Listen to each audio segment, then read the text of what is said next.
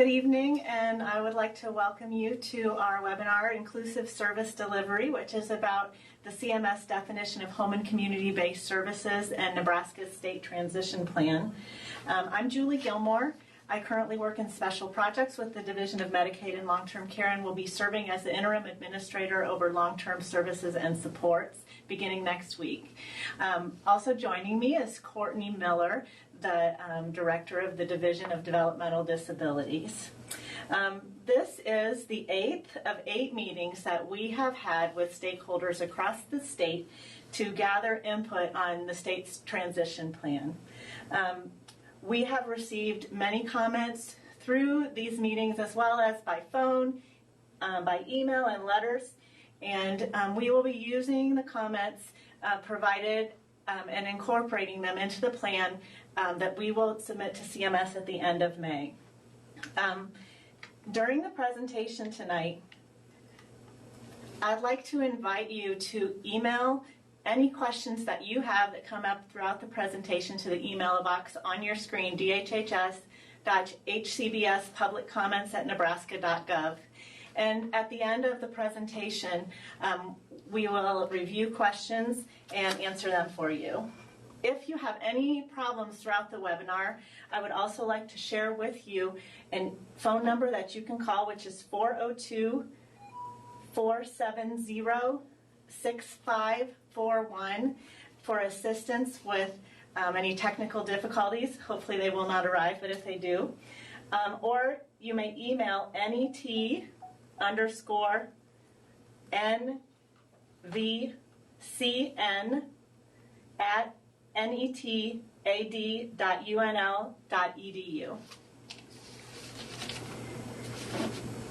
The presentation today is posted on the website for our state transition plan, so please know that that's available as a resource.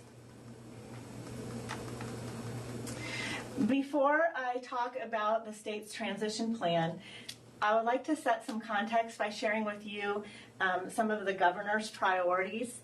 A more efficient and effective state government, a more customer-focused state government, grow Nebraska, improve public safety, and reduce regulation.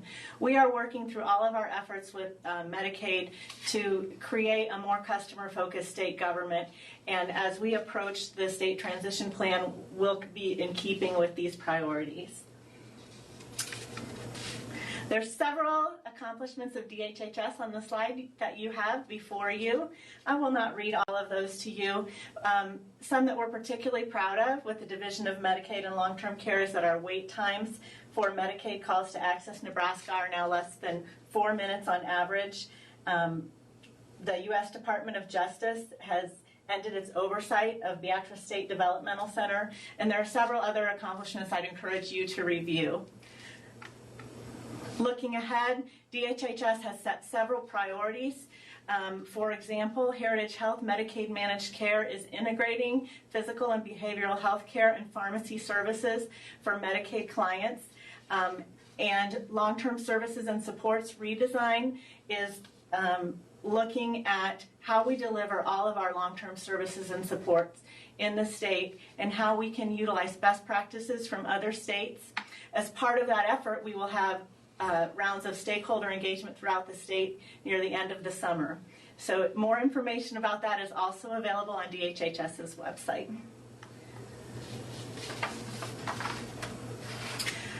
Now I'm going to get into the meat of our presentation for tonight, which is the Home and Community-Based Services Final Rule. CMS released a rule, Home and Community-Based Final Rule, at the beginning of 2014. The rule focused on 3 primary topics pertaining to delivery of home and community-based services. One was person-centered planning, one was conflict-free case management, and one was settings where home and community-based services are provided. Tonight's presentation is focusing primarily on this 3rd topic, settings where home and community-based services are provided.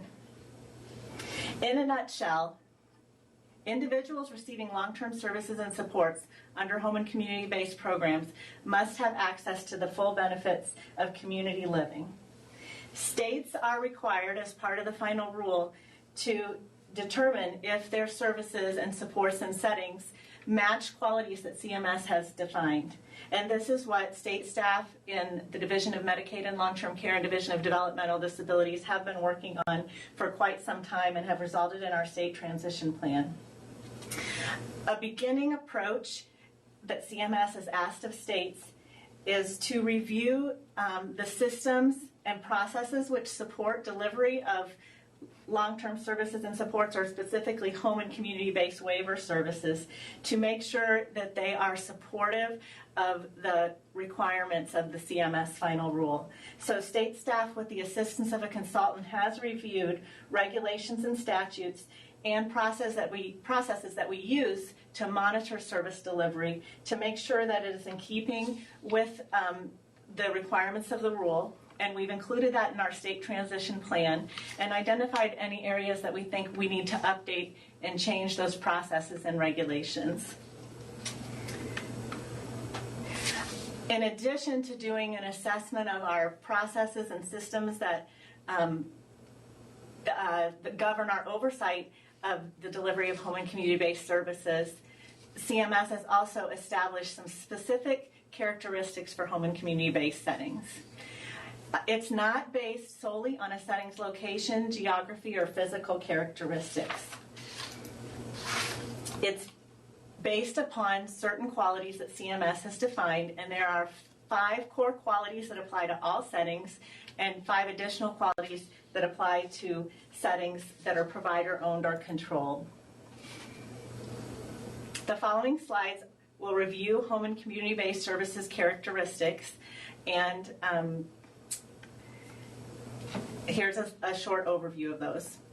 Characteristics required of all settings is maximizing opportunities for individuals to be integrated with the community. That could include seeking employment, working in integrated settings, engaging in community life, receiving services, and the focus is to make sure that individuals whose services are paid for with Medicaid, home and community-based services dollars have those opportunities similar to the level of individuals who are not receiving Medicaid, home and community-based services. The setting is to not regiment or have a strict schedule applicable to a whole group, but rather to be focused on individual initiative and autonomy and supporting independence in an individual's life choices for daily activities, physical environment, and with whom they are to interact. The setting should facilitate choice in terms of who provides services and supports and what services and supports are provided. The lower half of this slide shares some additional characteristics that are required of provider-owned and operated settings. One is a legally enforceable residential agreement between the provider and the consumer that allows the consumer to own, rent, or occupy the residence and provides similar protections against eviction as in other settings that are not HCBS settings. And again, also there should be the ability for individuals to have visitors at any time of their choosing. So visiting hours would be an example of something not in compliance. We like this picture. It shows an individual participating in an activity that is important to him, engaging with the broad community. It shows a varied interaction that's really specific to the individual. This slide shares some examples of setting characteristics, accessible transportation to community activities, access to activities that are open to the general public, and choosing activities and participating individually rather than a group. The third, ability to enter and exit and move freely about the setting. This would apply in a situation where an individual might want to access food at any time or have a snack, that they would have access to an area where they could get a snack or to do their laundry, that they, just as in our homes, we would expect to be able to access these things in a home and community-based setting. The expectation is that individuals receiving services can also enjoy the same level of access. Guidance is continually being issued by CMS on interpretation of the requirements. And these are available on the CMS website, and we'll add a link to this guidance on our state transition plan website. And I would encourage you, even though this is our public comment period for the state transition plan, if you have any questions, submit them tonight or even after tonight and beyond the comment period, so that we can help identify answers for you and provide technical assistance. We continually watch for technical assistance from CMS on these issues as well. As Nebraska is moving forward with our state transition plan, it's really important to us to understand the experience of stakeholders. Sometimes as we write a transition plan, it makes sense to us, but we value the comments and questions that you submit so that we can be more clear. Nebraska first submitted its plan in 2014. We received 48 comments in response to that plan, and many of those comments related to the organization of the plan and were requests for additional narrative to explain a little more what our timelines and milestones were. So you may observe on our plan, which is posted on our website, it's primarily narrative, and our team, with some support from a consultant, really took the effort to try to make that a more understandable and readable plan. CMS also provided us feedback on the plan and felt it needed to be expanded, and as a result, the state withdrew that initial plan and has now, in the plan that we're talking about tonight, provided a second initial plan. States are typically submitting several plans before they get final approval, so we consider the plan that we'll be submitting to CMS at the end of May to be our initial plan. And we will continue to get feedback from CMS on that plan. We anticipate that kind of feedback, and we will before we get to the point of having our final plan.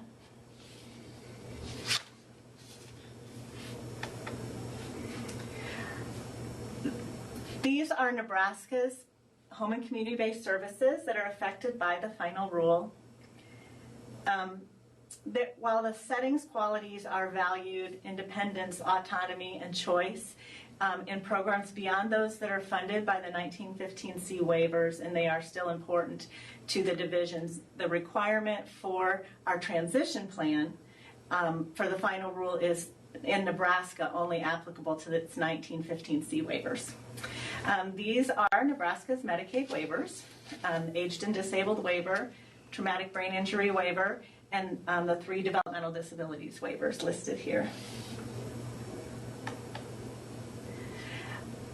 I mentioned earlier that in addition to assessing our systems and policies and practices and regulations, we also needed to assess our settings. And these are the settings that we assessed, the Division of Developmental Disabilities and the Division of Medicaid and Long-Term Care and its contractors. Within the aged and disabled waiver, residential settings included assisted living, and then non-residential settings, adult day health, and settings where extra child care for children with disabilities is provided. For DD waivers, extended family home, group home, companion home, and pre-vocational workshop are the settings that are required to be assessed, and the TBI waiver, assisted living. This slide is loaded with information, but it summarizes by time what assessments we completed.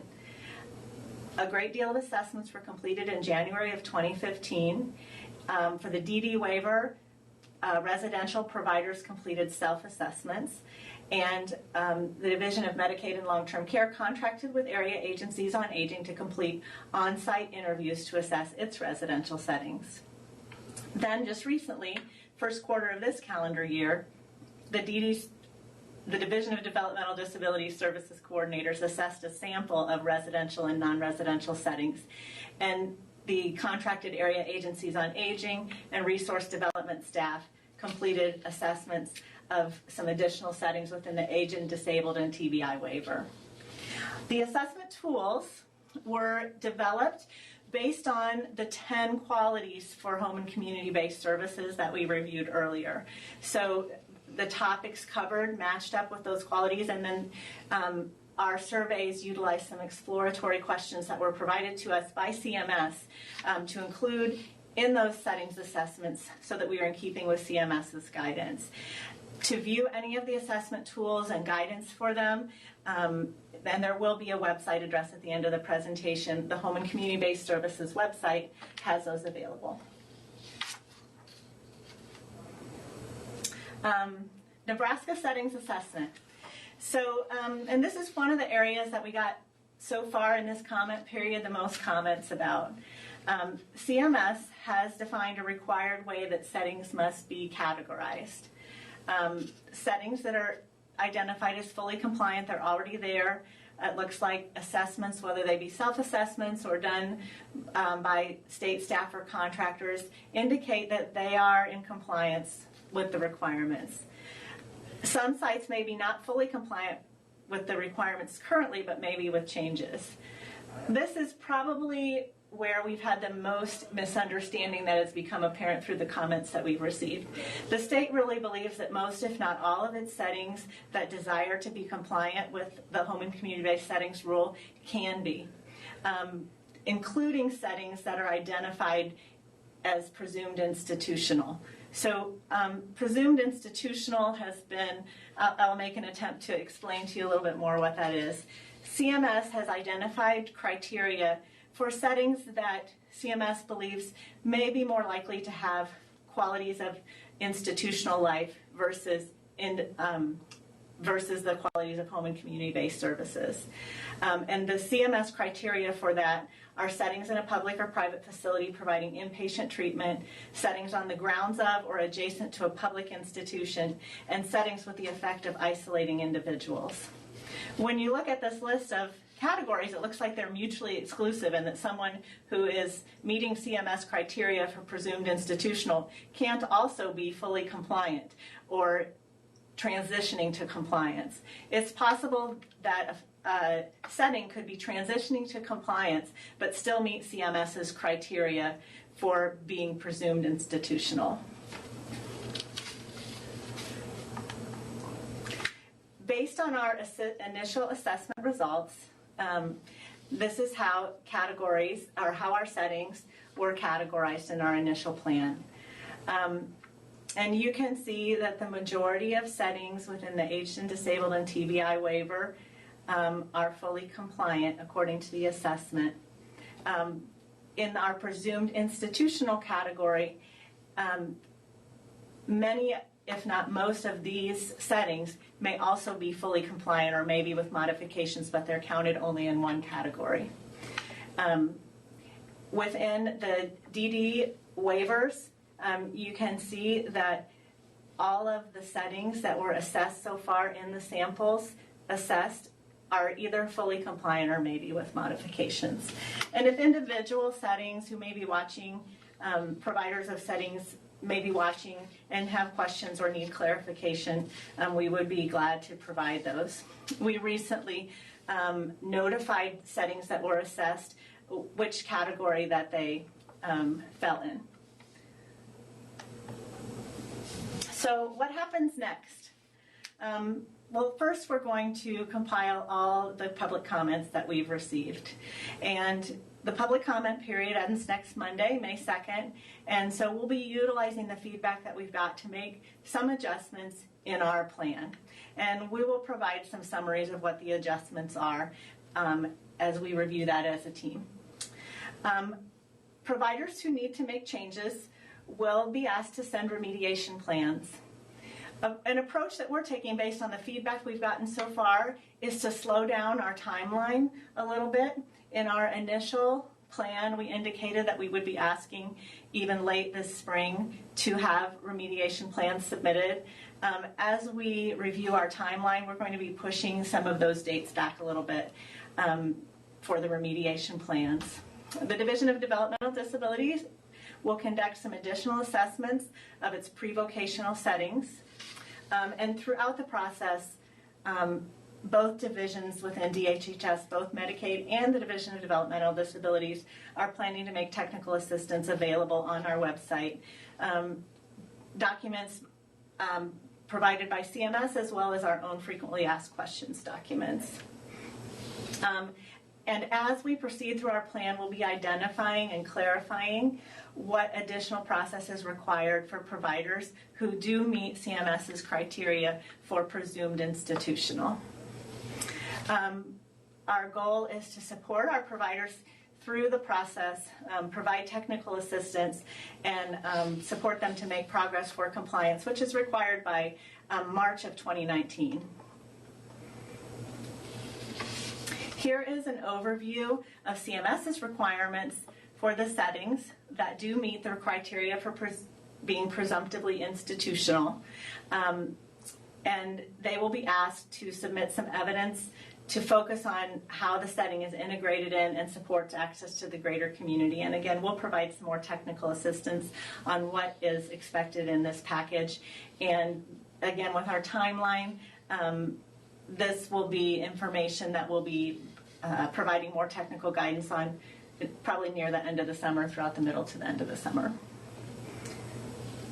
For the settings that do meet CMS's criteria for being presumed institutional, the state will review evidence packages and make a decision which to forward to CMS for their review process, which they call heightened scrutiny, which means a closer look at these settings. And again, the state believes that most of our settings will be able to meet and maybe already do meet the requirements of the final rule. This slide provides a visual timeline of our transition plan. This is this PowerPoint presentation that we've used throughout our public comment period. Based on some of the feedback that we've gotten so far over the last month, and again, this is the last meeting that we have for public comment, we are likely to be adjusting some of our timelines on this slide. But as you can see, we still have time ahead of us. The date by which all settings must be fully compliant is March of 2019.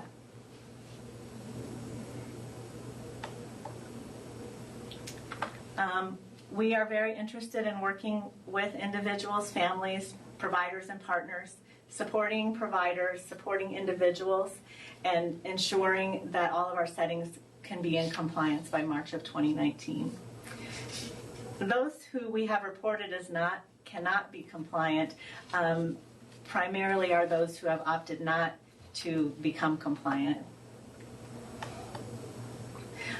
This slide highlights what our true goal that is at the heart of implementing the final rule is that we will have a system or continuous system that's responsive to the needs, wants, and desires of individuals. And the settings requirement ensure that this can occur for them in the most integrated and inclusive way.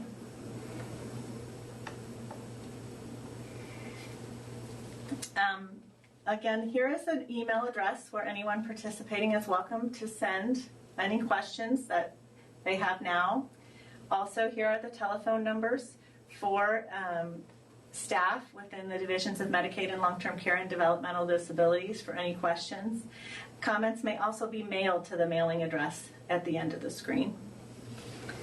So at this time, I'm going to join Courtney Miller and take any questions that may have come in.